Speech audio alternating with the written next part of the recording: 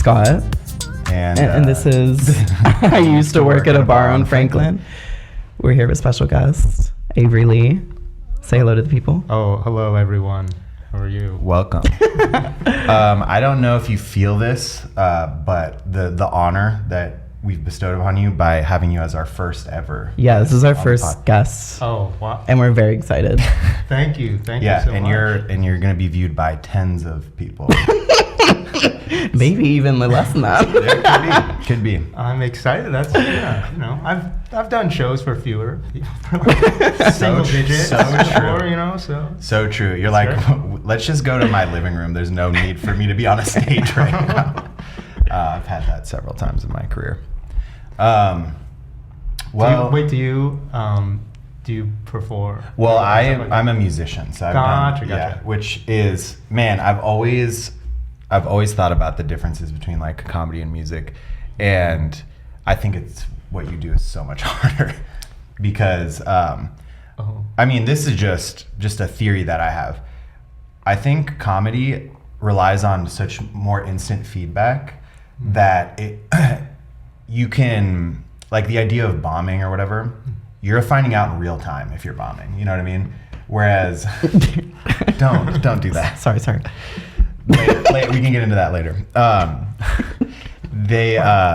When you sing a song, collect yourself. We're not talking about the Israel-Palestine conflict. Sorry. Absolute maniac. You were talking about bombing. But when you do a whole song, it's like the audience is captive for like 3+ minutes, and then you get the feedback. And like, I don't know, you actually get to do your performance, and then maybe they don't applaud or whatever, and you're like, fuck, this isn't going well. But when you're doing comedy and like either improv or stand-up or anything, like if you're not getting the laughs, you're just like... You're finding out like moment to moment. Moment to moment how badly this is going. Yeah. Does that ever happen? Yeah. I mean, it's like constant fear and dread. Or, I mean, not really. But, comedy's great. Yeah, sounds great. But yeah, like musicians too, like you'll have songs that are like people want to hear, like the famous folks and stuff like that. Oh, yeah. So then you can always go and I'm always gonna do my song, my hits, and people are gonna love it. Or you can and musicians can do other people's songs too, which you can't. Oh, yeah. You can't just be like, this is my version of a famous joke. Like you'll get in trouble for that. Yeah. You can't be like, damn, my material is not going over well right now. Let me do some like... Trevor, what's his name? Some Trevor Wallace. Oh, I've seen Trevor Wallace. I've seen Trevor Wallace live. Me too. Oh, I know. He's... white guy comedian. He was like an Instagram... Yes. Like an Instagram sketch guy who like became a stand-up.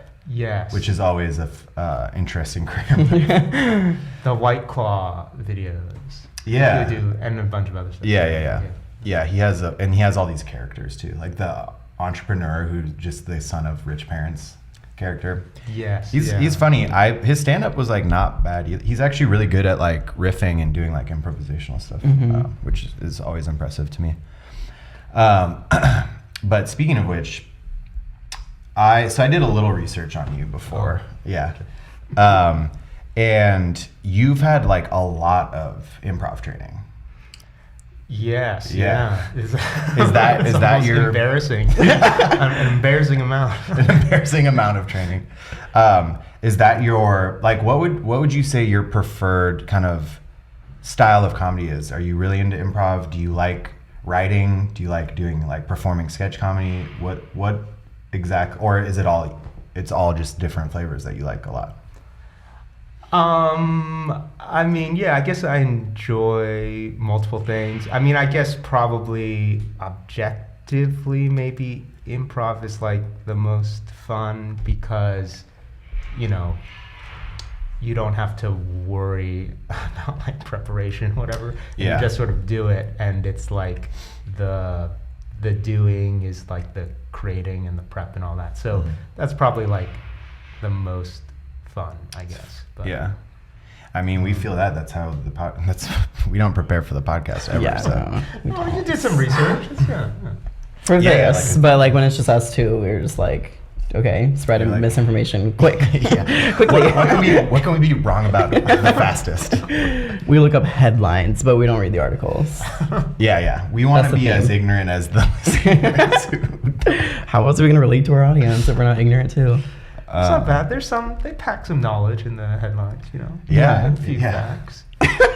You get a fact, and then what's your take on the facts? Not facts, but facts. Yeah. Yeah, Fact, one yeah. fact and then no evidence of that fact, and then you just get to like Sources. repeat it for the rest of your. Bro, trust me. Yeah. That's the source. The best thing is like when you're on Instagram and you just see the image that has the headline, and then you're like, well, I'm not reading the fucking caption, so I'm just this is empirical, and I'm basing The whole time all of my it's conversation. The Onion. Yeah. And you're like, okay, time to take this at service value.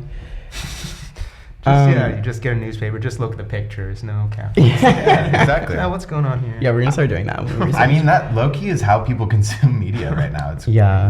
It's gobsmackingly bananas. Did you say them in the last episode? Yes, I didn't say that. That was literally a headline of an article about global warming. I saw that. Yeah, I listened to that. Yeah. Yeah. And the guy's name, what it was like, House Father or something like that. Yeah, I had can't remember. Yeah, the scientist who said that. I'm just like, dude, you need to be more serious. You got to be more serious. Gobsmackingly bananas. Yeah. I didn't even know those two words could be put together like that. He's kind of our Shakespeare. Yeah, low key. Is that iambic pentameter? Yeah, it sounded like a fake name. Yeah, it from did. The scientist. but- Yeah, I can't remember what it was. I guess I feel like though partly with those scientists, my guess is because I know it was like a crazy way that he was talking about it, but I wonder if because like the scientists have been like freaking out about like climate change since like the 70s or something like that. Yeah. So I think they've always like I think for like decades they've been like we feel like we're insane because we've been saying this and no one believes it, no one does anything. Yeah. So I think now, like my guess is now they're trying to be like, we gotta do something else. What we're doing isn't working. so- Yeah, we gotta be like Trump or something. We gotta like, what's the sound bite? Like, this is fucking nuts. Yeah. Everyone, shit your pants or whatever. And then like, let's see if that works or whatever. So It did I for don't know. me. It did. I mean, It didn't, I wouldn't have. I didn't get it. Until I wouldn't care about climate change if I didn't know it was gobsmackingly bananas. That's what he was referring to, right? Was climate change? Yes, yeah. Okay, I guess it didn't work on me. No. I think that actually is what's going on. I think they're like, we got to just start saying different stuff because to market it. nothing we've said Yeah. is working. Maybe they've gotten coaching. Because like I feel like political Media training? Yeah. Like because political candidates they get that, and you know like because scientists they odds are not maybe as extrovert, maybe not as much like natural communicator types. Yeah. So then they're probably like on the spectrum usually, like maybe mostly autistic. I think all scientists are autistic. Definitely are. Obviously a joke. No, totally. Well, you've chosen, like, if you're in politics or some other thing, you're like, to be the best at that, you have to have like a natural kind of like charisma and ability to communicate and speak. And like, you can be the best scientist and not have that trait at all. Because you're just like, well, I'm doing research and like, that's what I'm good at. Yeah. So yeah, dude, we should like find a way to get media training to the climate change people so that we can make some get some things done. Yeah, they need to start doing some gimmicks. Yeah. Hold the people's attention for climate change. Like he's wearing a banana costume and saying gobsmackingly bananas, something like that. some TikToks, get some Doing a TikTok influencers. dance while reading statistics about the Instead global of renegade, temperature. they're like, wait, climate change, climate change, climate change. It's just like a guy in a banana and he like looks at the newspaper. What? This gobsmacking me. This is me. All right. Well, scientists, please reach out. I speak for myself. We're so available to help you guys with this thing. That's like what I don't know if you all saw Don't Look Up. That movie. Yeah. I feel like that touched on it a little bit, like because I think like if I remember correctly, I feel like Leonardo DiCaprio's character was like really bad at, or kind of bad at like media. So I think he was like freaking out about being on camera and stuff like that. Yeah, no, that's true. And then he did just like say, "This is fucking crazy." Like, we all need to be afraid we're going to die. Yeah, that was actually a really funny scene when the news anchors are like trying to keep it light, and he's like, "No, everyone's going to die." Did you see it? I only watched Ariana Grande's part. Like, I like skip forward to Ariana Grande being in it. So no, I guess you're just like on. You time can say 16. I've seen it. No, Ariana, no, Ariana. Oh, Ariana. Hey, yeah, skip. Yeah, sort of, kind of saw it. She was good in it though. She was very funny. She chewed. So what else? More about you, I feel. When did you start doing comedy, or like when did you be like, this is like, I want to do this? I don't know. So I guess I always kind of liked comedy, like, you know, like watching it and stuff like that. I think my parents would watch like SNL or something like when I was a kid, and I'd be like, oh, what's this? And then it was later on, I was sort of would do like this OCD thing of like looking through the newspaper. I wouldn't read the whole newspaper, but just like I would look through the newspaper. Oh, let me see all the stuff. Looking at the pictures. Yeah. So then I was doing that one day, and then I saw the obituary of. I got to the obituary section, and it was the obituary of Del Close, and I don't know if you all are familiar with him, but he's like this.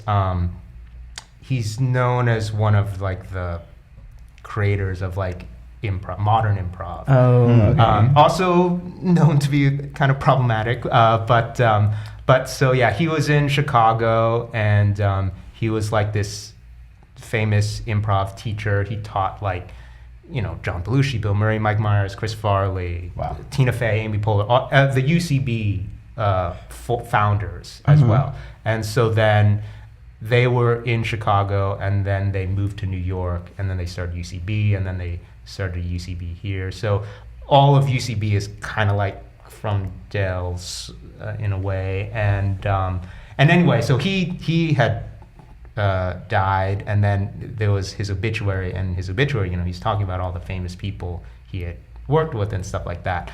And so then I was like, oh, that's cool. I like comedy. I like all these folks, whatever. And so then when I was looking for like where to apply for like college, I was like, oh, maybe I'll go to Chicago and like do like improv stuff.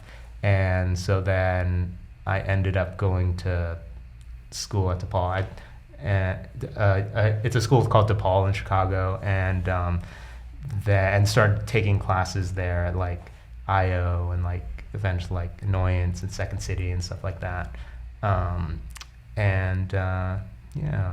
What were you going to, like, what did you major in at DePaul? So they had, it was called a digital cinema, which is basically like a film degree, but like no film. And yeah, it was pretty cool. They started the program while I was there. So they were sort of figuring it out while I was there. Like, I think I watched the same documentary in like 3 different classes or something. Yeah. So they were working out the curriculum. Yeah. But it was good. It's good. Wait, why was Del Close problematic? Oh, what did he do? You know, he was an old white guy, and he would say, you know, lots of great things, be like sexist kind of, and you know, he would. I think he would like. Are they like going through your mind right now? You're like, can't say that, but like he said it. Well, I think they would like. I think one thing was like, I think he would do all kinds of like crazy shows, and one show I think was about, he would have people like talk about their, you know, their sex lives or something, and then like they'd be improv based off of it. And so then people like, is he kind of just doing this so we can hear like the women talk about their sex lives or something? Or, you know, just it's the oldest trick in the book.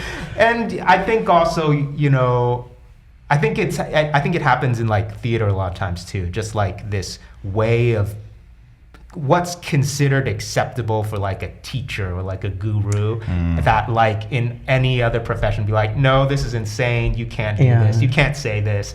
You can't behave like this, and all that kind of stuff. So yeah, it's probably a wide variety of things. Yeah.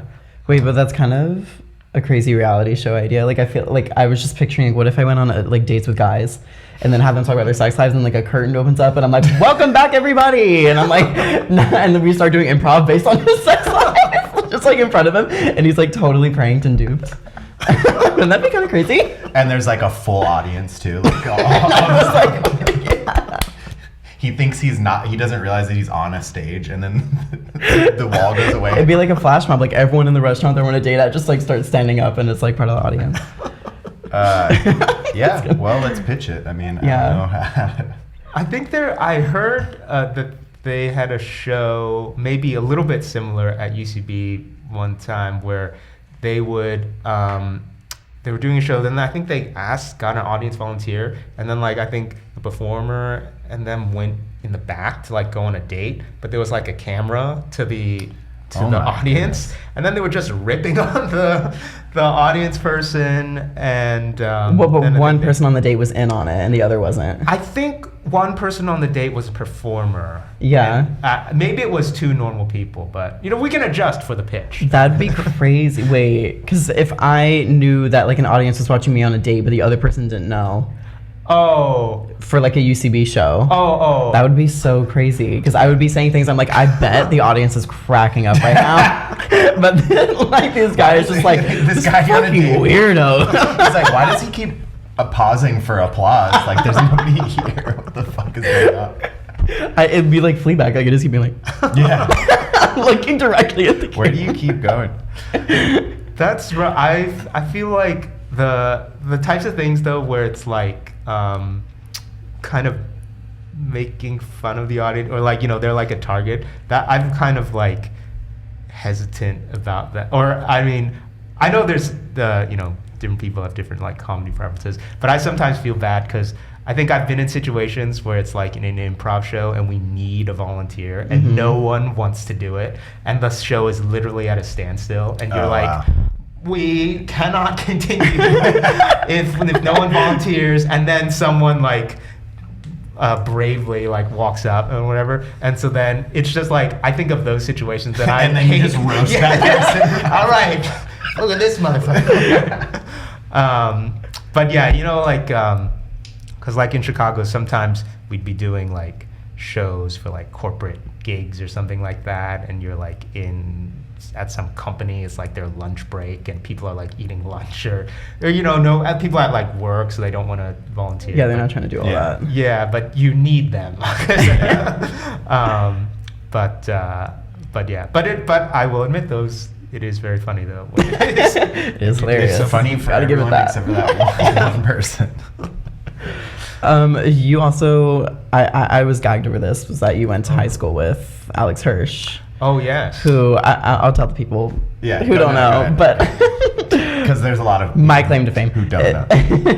When I was in 7th grade and I was homeschooled for that 1 year only, I had a Gravity Falls. You were fucking homeschooled? You didn't know that? No, you should lead with that. It explains so much about you. We've been friends for like 5 years. That's crazy. Your perception of time is so insane. Yeah, I was homeschooled in 7th grade. I was way ahead of my time because it was like a virtual school. Like my parents didn't teach me like virtual teachers did. Yeah. So you got the pandemic script before anyone else did. Pandemic down. And then I was running on the side. I was running a Gravity Falls Instagram fan page that had 30,000 followers, and the name Gravity Falls was already taken. So my username was Gravity Falls with 3 L's, but the actual Gravity Falls account was like inactive. So people thought I was the official, Gravity Falls account. And they would DM me being like, can you put this in the show? Can you make an episode about this? And I'd be like, yep, coming right up. And but I was also like in contact with some of the cast, like Jason Ritter, John Ritter's son, who voiced Dipper. Him and I would be DMing, and that's pretty much it. Just Jason. But How does it was it a crazy feel time. for you personally, knowing that like the best thing that's ever going to happen in your life already happened? In 7th grade, yeah. No. Wait, so and explain who Alex Hirsch. Alex Hirsch created Gravity Falls. That's the whole point of what I was saying. Yeah, he voiced several characters. He created the show, and that was my childhood. And it made me money too, like on top of everything. I profited. How did you monetize it? Because I made videos and put them on YouTube, and I had a monetized YouTube channel. And like one of the videos was like top 9 most shocking moments in Gravity Falls, and I just literally clipped it together. Yeah, and it got like 1 million views, and I made like a few $100s. Wow. Yeah, you grew up. So you went to high school with. And you went to high school with him, which is crazy. I did, yeah. Where was that? Because I saw you grew up in the Bay Area, and I'm also from the Bay Area. Oh, okay. Yeah. It's called Piedmont. Oh, okay. It's a city. Yeah, I know Piedmont. Where are you from? I grew up in Redwood City. Okay. So South Bay. Gotcha. Yeah, Piedmont is a city that I feel like at some point decided to leave Oakland and become its own thing or something like that. Not the most diverse place, but it was a good experience going to school there and stuff like that. And there's just like one high school and one middle school, and then like 3 elementary schools. So some people you're in high school with, you've known since elementary school, or at least like since middle school or whatever. But yeah, Alex was great. He was always very creative and funny growing up and stuff like that. He was always like drawing, like in class, like drawing the teacher, stuff like that. And I remember one time in like science class, me and him, we had to do like a project on like East Bay Mud, the like water company, municipality or whatever. And so it was like covering the process of like, oh, how do you take like turn sewage and get drinking water or whatever. And so then we made like a jar with like that was like Mr. Wastewater, and then it was like helping us give the presentation, and then like we recorded like his lines on like a cassette tape or something like that, and like played it during the class. So that was he was getting ready for his career. He was always doing voiceover and animation. Yeah, and his style of drawing was similar to like Gravity Falls. Like his I think he drew a picture in my yearbook or whatever. And I was like, oh yeah, that's so awesome. Crazy. Oh my god. This means so much to you too. No, literally, yeah. Because when we were talking about it, you mentioned like, oh yeah, it was his birthday like not too long ago, and I was like, yeah, June 18th. I know, because it's not fucking weird, because if you watch the show, he integrated 6/18 onto like, so it's like an Easter egg. There's like so many little things where you can like peep 6/18 on there. And it's because he also has a twin sister, and it's like they share the birthday and they're close. And anyone who watched Gravity Falls knows it's like that's not crazy to know that his birthday is June 18th, because he integrated it into the show. Did you watch the show at all, or? Yeah. I missed it. I don't know why. I just never. Well, I was in 7th grade when it was peaking, and you were probably like 45. There's no need for any of that. At least I wasn't fucking homeschooled. 1 year. What happened that year? Like, why was that necessary? I was crazy that year. Yeah. You just had a psychotic break for 1 year. And couldn't be in public. End of 6th grade, I could not be trusted in public middle school. So after that year, were you like, I want to go back to school? Yeah, I literally just wanted to try it, actually. Oh, okay. That's weird. Because my middle school, like I 6th, 7th, 8th grade. 6th grade, I was at like a regular public middle school. 7th was homeschool. 8th was an arts magnet school. Oh, so you like switched. I just wanted to dip my toe in everything. I had something not really similar, but I got expelled in the 5th grade for choking a kid. Oh. Why'd you put air quotes around choking? Because listener, he put air quotes around the word choker. In a very dismissive tone of voice. Yeah, for the audio listener. He couldn't breathe. He had to go to the hospital. No, I put it in air quotes because I didn't choke a kid. We were we were playing football, and like he had an asthma attack, but there was. Wait. Regardless, that's not even the point of the story. He's fine in the trachea. And then you got an asthma attack. Oh yeah! All of a sudden you can't breathe. Well, why were you expelled? Because the adults, like the teachers or whatever, said that I had choked him, but I didn't. You didn't even like do something that looked like it could be perceived as choking? No, not at all. But I was constantly getting in trouble at this school. It was like a private school. And so I think they were really just like trying to get me out of it. Oh, it was a frame job. Yeah, that's how I remember it from 5th grade. But because like all of my behavioral issues, like everything I got in trouble with, it was never anything violence related. Like I wasn't a bully or anything. I just would like one time the school play was about putting the big bad wolf on trial, and like I was a jury member, which we were all supposed to be like the bad guys, and like the trial was rigged. And in my head, I was like in 4th grade or something, I was like, well, we should be smoking cigarettes. We're bad guys. So I brought like these fake prop cigarettes in, and I got suspended for that. What? Yeah. And I was like, I'm just trying to make this fucking play better, okay? So I don't know what you guys are talking about. But there were just like little things like that where I was like, I feel like I'm just being a kid, but I'm getting in a lot of trouble. You're like the big bad wolf put on a rigged trial. Yeah, so kinda, true. So true. You know? Wait, did you just pull the cigarettes out during the I didn't show? tell anyone. Yeah. Oh, okay, I handed them gotcha. out to everyone. Oh, do you? Yeah. Well, I understand the impulse as a performer to just take a risk without telling anyone. Yeah. When I played Peter, You cast me for a reason. And Yeah, so I yeah. can give you my interpretation on the character. I was cast as Peter Pan in 8th grade. You could be cast as Peter Pan tomorrow. First of all. Okay. I was Peter Pan, and I just came in one day and I had dyed my hair orange. Yes. Like bright orange. Oh. And I didn't tell anyone I was doing that. I just did it, and they were like, what the fuck? They were like, bitch, you could have just kept your normal hair. And I was like, but no, this is the creative vision that I had. And they're like, but you're not the director. Why are we half-assing any of this? Yeah, and then you know what? I munched that role Yeah.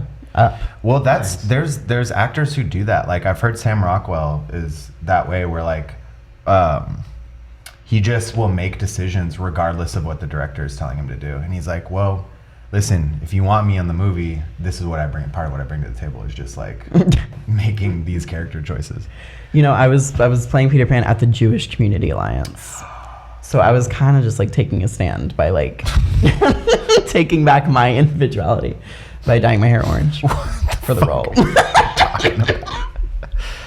Man, you were just acting anywhere you could, weren't you? Anyways, I got expelled, and I missed half a year, and then like Half a year? Yeah, because I got it. What am I gonna? My God! Oh, expelled. Yeah. Yeah. We were. You're goner. Yeah. What did the student that had the asthma attack? Did he just go along with the teacher's story? He said I didn't choke him. Oh, so the teacher just ignored that. Yeah. And then wow, all of the children there were like, no, we were playing football, and he like tackled him, and they're like, you're not supposed to be playing football. This school was psychotic. Like we had to play at the park next door because they had a huge lawn out on the premises or whatever, and like we used to play there, and then they sent out a memo being like, kids are no longer allowed to play on the grass because they're ruining the grass.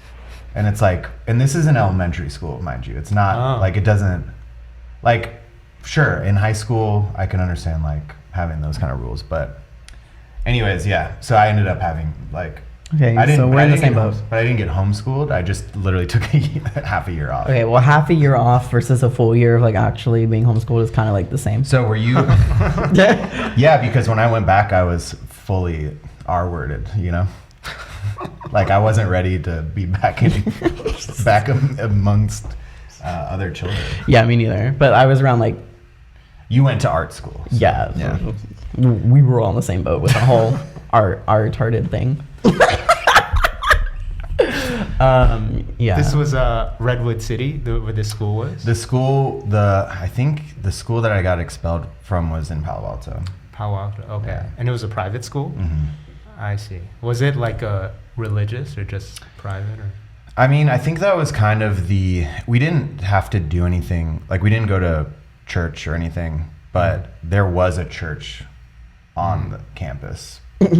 But we didn't, like, I went to Catholic school for middle and high school, and we had to go to mass every week. So that was, and like, I had to take theology every year. That's crazy. Yeah, it was wild. Wait, what grade were you expelled again?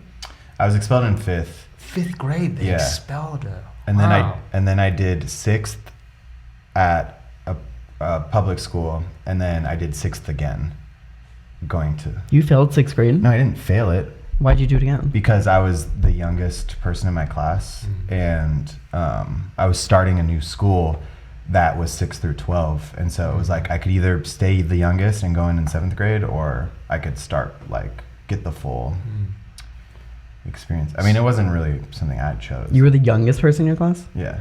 Oh. And by repeating the grade, I became like normal age. You became normal? Yeah. Were you like really good at sports then, or because you were a little bit older, or I guess you were then in the average? I became like the normal Gotcha. age. Also, I didn't. That school was like very academic based, so like we had sports, but we all were terrible. We just got whooped every year. Not that I gave a fuck about that at all. But yeah, you see those charts where it's like athletes or something like that, Yeah. where it's like depending on the month you were born, it affects your age relative to your class, your school class, and then they're like, all these athletes are born in whatever month, because then they're like older all through school, so they're like better at sports. Yeah, and then I think whatever. that was a Malcolm Gladwell thing where he did like from Freakonomics or whatever, where he was like, why are all of the best NHL players born like before March? And when you're bigger and like have an advantage starting that young, then you stand out and you get like all the extra attention from the coaches. You're getting like private coaching because they see that you are gifted or whatever, but it's not even that you're gifted, it's just that you're older and like have grown more literally than the kids you're playing against. Or if you're like me, you get the lead role because you're not Jewish, but you're at the Jewish Community Alliance. You got the lead role out of pity because you already dyed your fucking hair orange, and they're like, well, we kind of gotta give him the role. This was before you were cast, was it? No, I was after I was cast. But it was double cast. Dude, he showed up to the audition with the orange hair. It was double cast, and the other Peter Pan was a girl. Oh. I mean... but that's historically Yeah, accurate, right, sometimes? That makes sense. Yeah. So wait, but that double cast, does that mean so you did half the shows and she did half the shows? Yeah. Gotcha. Yeah. Oh, you made it sound like you were the star. I was on my nights. Was the whole cast double cast? Yeah. Oh, okay. So it was just 2 different productions. Pretty much. Wait, what if when you weren't Peter Pan though, did you have another role? Yeah, I was in the other production, but like as like a random like Orange-haired guy. pirate or something. Yeah, an orange-haired pirate. And then at one point when I was performing one night, like we had these like styrofoam like swords, whatever, you know, I'm fighting Captain Hook or whatever the fuck. And at one point he like knocked the sword out of my hand, and there was like some little girl, because like there were kids in there in the production. There's a little girl like behind me on stage, and the whole audience sees like this knife just smack her in the head. And everyone in the audience, it was like, it sounded like a studio sound effect. They went, oh! And they literally went, like on stage. It was like crazy. The record scratch noise happened. Yeah. And then I had to keep fighting Captain Hook. It was With no sword. It was a show, yeah. Man, Oh. well, the show I gave them the show. was barehanded. Yes. Just Well, he beat was Captain bare Hook. hooked, obviously. Was Wow. the person all right in the audience? Yeah, well, no, it wasn't an audience. It was a Oh, person it was a performing cast- with me, oh, but it okay, was like a okay, right. styrofoam knife. Oh, it wasn't okay, like okay. But, real. but they didn't realize that it was. It just the looked like lie. it was part of the show that I like killed this kid behind me.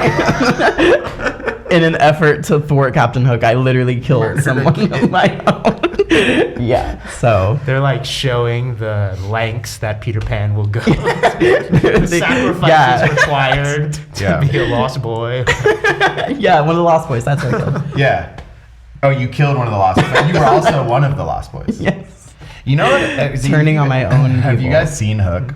Yeah, yeah. So I always wondered, in Hook they have like they go to Neverland, and he meets like Peter Pan meets all the Lost Boys. It's probably you probably did this, but like there's a scene in the movie where they all have dinner, and like the way they have dinner is they imagine the food, and then it shows up, and like Peter can't. He's like his mind isn't free enough for him to like do that or whatever. But my question is, there's this one really really fat kid in the Lost Boys, and I was just wondering if he like. How did he get so fat? Does he just like imagine more food than the rest of them, or because it's actually a plot point later in the movie? The fat kid like is on Captain Hook's ship and like grabs his legs and turns into literally a bowling ball and rolls down the stairs and like knocks a bunch of people over. That's a plot point. Steven Spielberg, by the way. It's very good. One of the greats. One of the greats. Yeah. One of the greats was like, and now the fat kid grabs his legs and rolls down the stairs. Although I haven't seen it recently, so I wonder how it holds up. But as I remember, it was like very good. It was like one of the VHS tapes we had growing up. So that was like, oh, we're gonna watch this one. Yeah. One of the ones that you wear out from watching so much. And kids today, they don't get that experience. Yeah, you can't wear out. And also, do you even know how to use a rotary phone? So, have you ever had a performance where like something like crazy happens or whatever, and you have to like work around it? Doing comedy. Let's see. Well, I had a show once. So, in Chicago, I had an improv team, and we used to do shows at a bar in Wrigleyville, and it was literally like underground, like you had to walk. It's like down into it, and it's it's right by Wrigley Field. So sometimes when there's a game, the streets are filled with drunks, and then they wander in, and they're like loud and stuff like that. So sometimes we're like improvising, and then like drunk people wandering, shouting. And also the owner of that bar like really didn't care about the bar. We'd have to email him like, please, can there be like toilet paper in the bathrooms? Paper towel, soap maybe, and then like he got new TVs for the bar, so we wanted to show them off. So then he had a new rule where it's like the TVs always have to stay on, even though like everyone in the bar is there for the improv show, but the rule was like you had to leave the TVs. The bartender had to leave the TVs on to like show the people that these TVs exist, so you could come back and watch a game here or something. That's such a classic, like just bar owners not knowing how to run their business or why things are popular. Yeah, we were like, this is maybe some sort of front for some money laundering going on. We don't know. Yeah. But yeah, or like sometimes the bartenders were always cool, but it was just the bar owner. Like sometimes he would like screw up with like scheduling. So like once we were booked to do a show there, and then we get there and there's like a pinball league happening because there was like a couple pinball machines in the corner. So then we're like, and we had all these acts, so we're like, I guess we'll do it. And so people are like trying to like improvise or something, and then it's like ding ding ding ding, and like like 30 people just like they don't care at all. And but yeah, so that kind of stuff. But then I mean then like one time I think I was supposed to do an improv show with a group, and everyone else was busy. No one could do it. Then one of the members, she was like, I can do it, but I have my dog with me. And so she just brought her dog to the bar, and then we were like, well, I guess we'll do a show with the dog, because she didn't. It was a big dog too, so she didn't want to like leave it and have it go crazy. So she just brought the dog on stage, and then we just did like a show with the dog, the two of us. Yeah, you kind of have to base it around the dog at that point, right? Yeah, I mean it worked out because I think we just did like one scene, and we were just like a couple with a dog, and then we just but that was fun. But yeah, it's Well, it sounds like you put a lot of hours in on stage. Or do you feel like do you have that kind of like dread or nervousness still, or are you just like, I've been through so much that I feel pretty confident that I can like pivot if necessary? Yeah, I mean, I guess, yeah, for like improv, it's just because in Chicago, I mean, one of the things that I didn't realize till I moved to LA was like how much, we were talking about this the other day a little bit, how much like the train affects a city.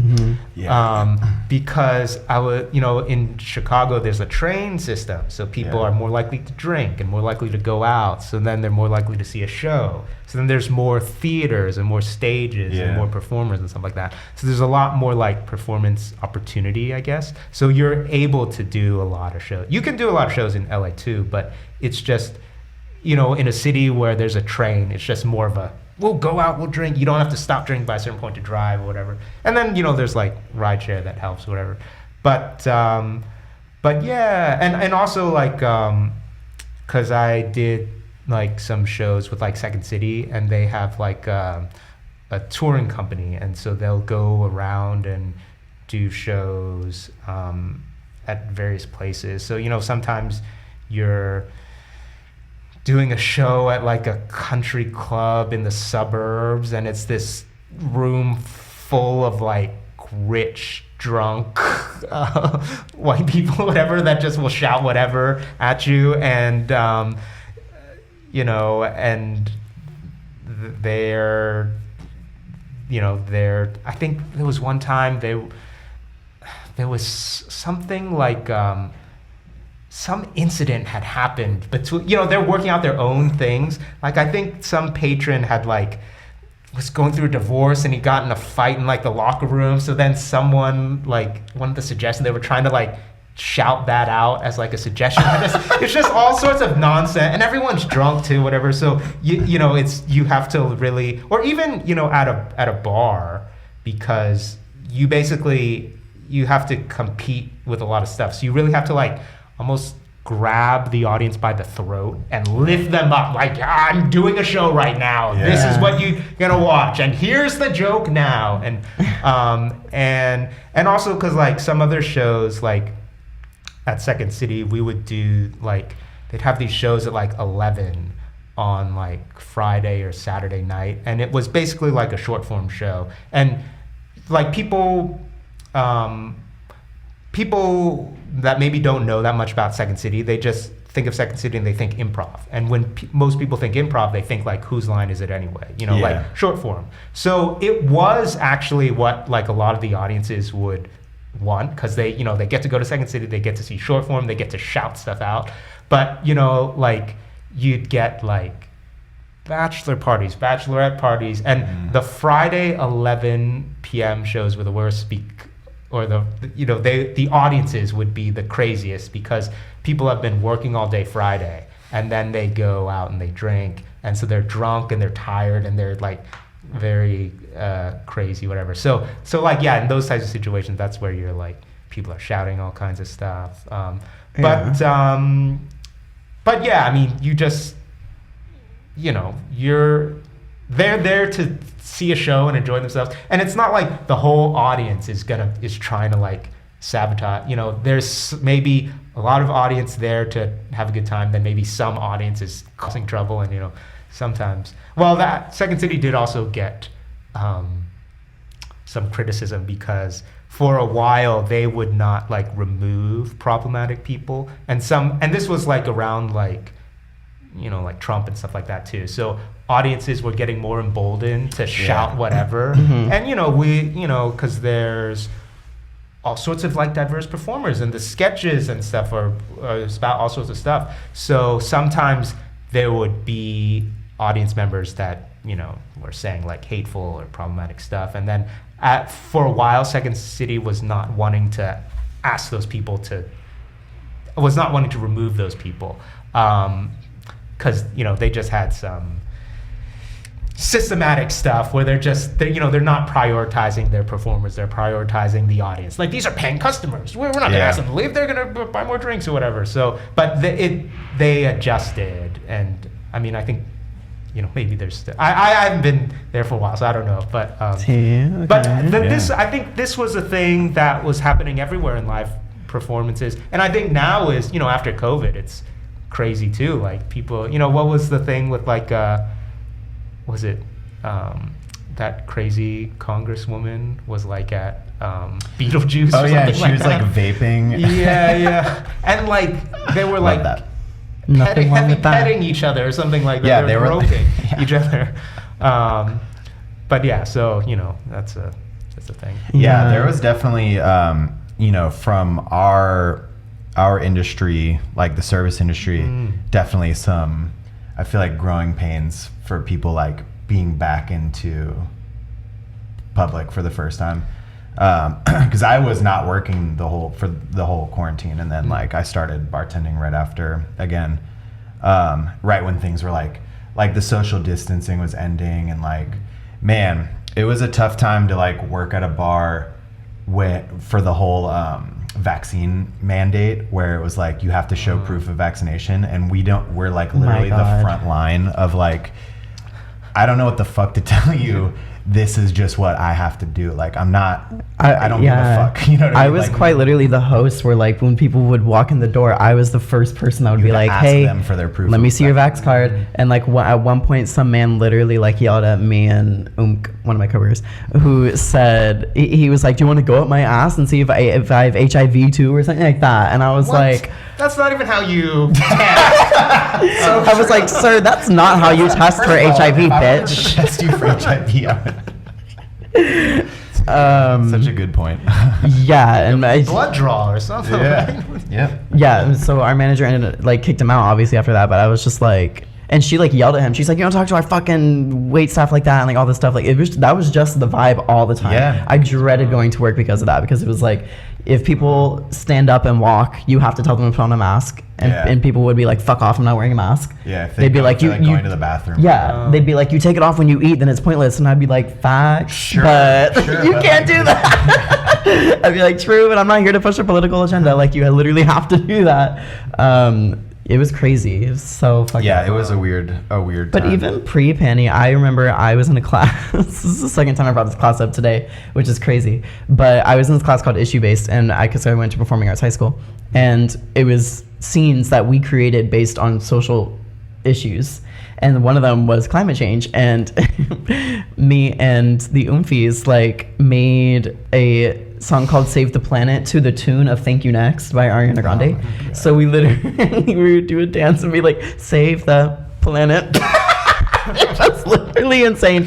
And one kid, we would go to elementary schools and perform these things like for children, so that they could, we could shed some light on some social issues. You were doing that for children. So me and like one other gay guy and like two other girls had this scene, and we were performing Save the Planet for some children, and one of them literally called us, me and the guy.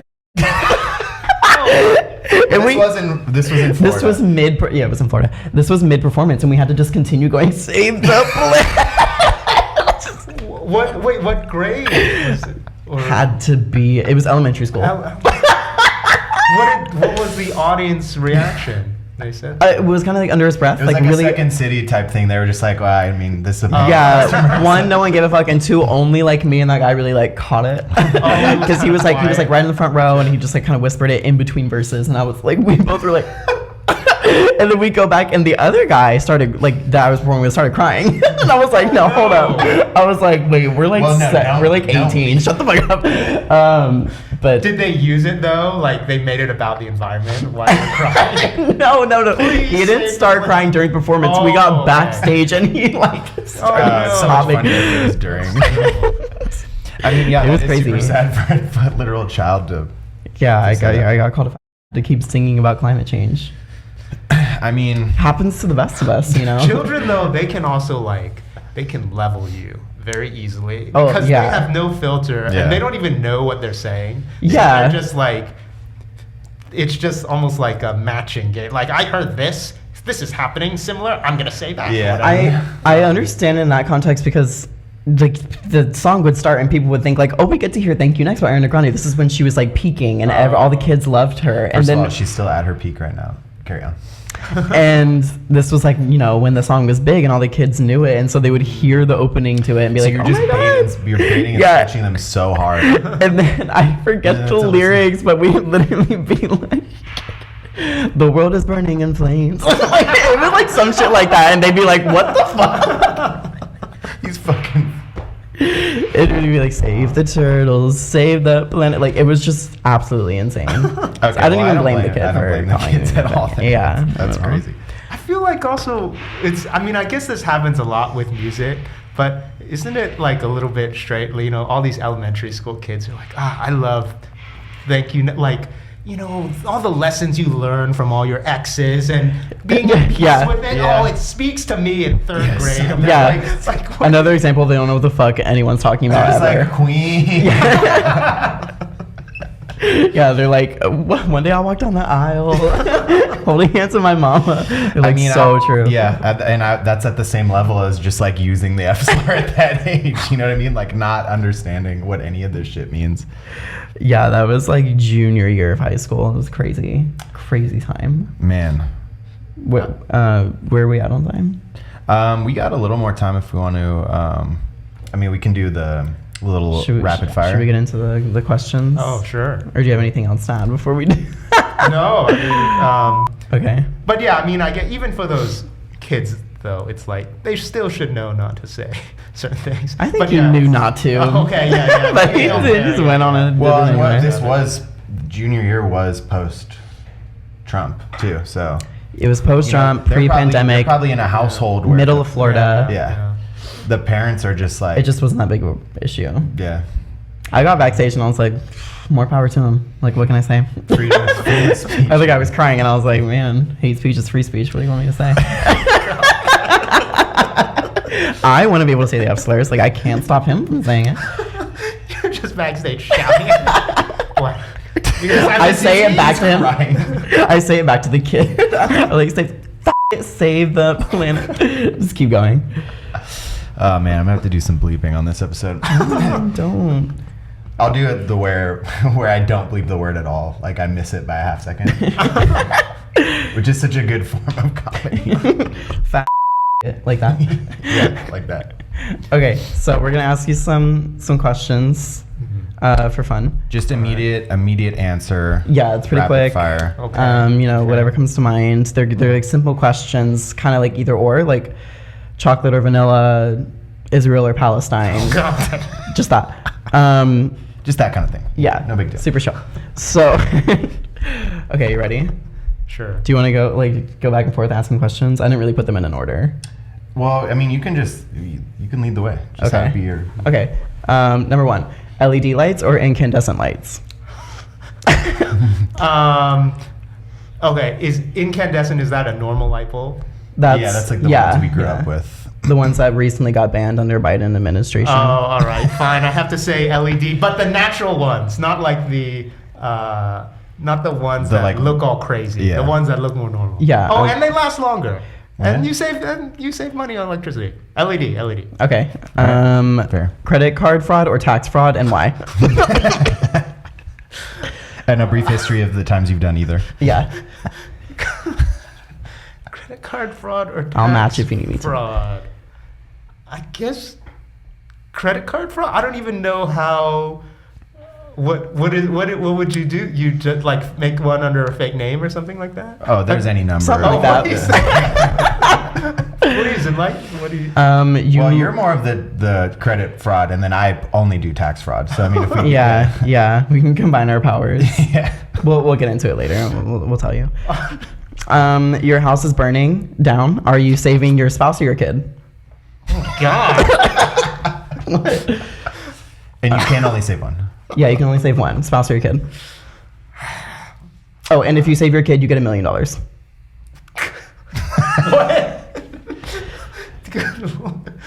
I mean, I don't know who the evil benefactor in this situation is, who's only going to give you. I mean, you know, I guess with the spouse, you could theoretically make more children. So true. So true. But With your yeah. kid, you could theoretically make more children. Whoa. Whoa. Next question. Anyways, So, okay, who is your favorite white female actress below the height of 5'10" and under the age of 32 who has been nominated for an Academy Award but hasn't won one? Mine is Saoirse Ronan. Patrick? Florence Pugh for me. What's yours?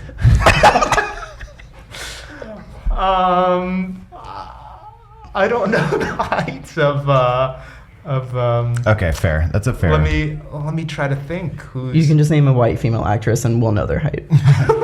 And age, and if they've been nominated. They have to be under what age again? Under 5'10" and age of 32. Okay, I mean when you said a shorter female actress, it made me think of I don't know her name, but she played, and she's not young enough, but she played the principal in Kindergarten Cop. And she also was in a movie, I think, with Mel Gibson, like My Year of Living Dangerously. And I think she was nominated. Oh, okay. All right. But I'll take just it. because I think she's quite short. But Yeah, I could be remember wrong, whatever. I remember the teacher from kindergarten. I also don't know her name. She was very good in Kindergarten Cop, I will Oh say. yeah. I mean, everyone was, even the children. Yeah. Although that one kid did use the F slur Oh, in Kindergarten Cop. Anyways. Did he really? No, during that's the not. assembly scene, right? Yeah, yeah, That was yeah. very- It's more of an open-ended question. Autism. Thoughts? That's our second autism joke of the episode, unfortunately. It's an unfortunate situation. Okay, and then final question. Who's more attractive, me or Patrick? I'm both so attractive. I Thank think it's a you. tie. Yeah. I accept that. Okay. I fully Me accept too, that. Yeah. But yeah, what are these fraud tips? Well, basically, We can't really record that. Yeah. Oh, okay, okay. Basically, You have to subscribe the to main- get that. Yeah, the that's Patreon- going on the Patreon. Credit card fraud. The main tip is you can get away with it, and that's the main takeaway. So, Yeah. and then we'll get into the details. if any on- listeners Okay. like on the edge about doing if credit you're card fraud, if you're like flipping a coin about it, you can do this it. is your heads. Yeah. We are your heads. But anyways, yeah. So we're at time. It was really great talking to you. Thanks for Thanks for coming having on. me. Thanks for coming on. Is there anything? What are you up to? Are you perform Yeah, at what's UCB next? still currently? Yeah, I perform with the team called GAG. We're roughly every other Monday night. Okay. Yeah, at UCB, you can look us up on the UCB website, or you can find our Instagram. And yeah. Sweet. All right. Well, thanks for coming on, and thank you guys for listening. As always, you can catch us weekly. Videos on Spotify and YouTube, and then if you want just the audio, you can do Apple Podcasts. Yeah. And yeah. Thank you for having me. Yeah, it's a Thanks for beautiful night in LA. Yeah, someone finally Yeah, gets to this see it. window. We keep this window really clean, so it doesn't really even look Yeah. like a window. But It's great. we also pay $20,000 for this view yeah monthly. Yeah. It's a great studio. All right, guys. Thanks for listening, and we love you. Bye.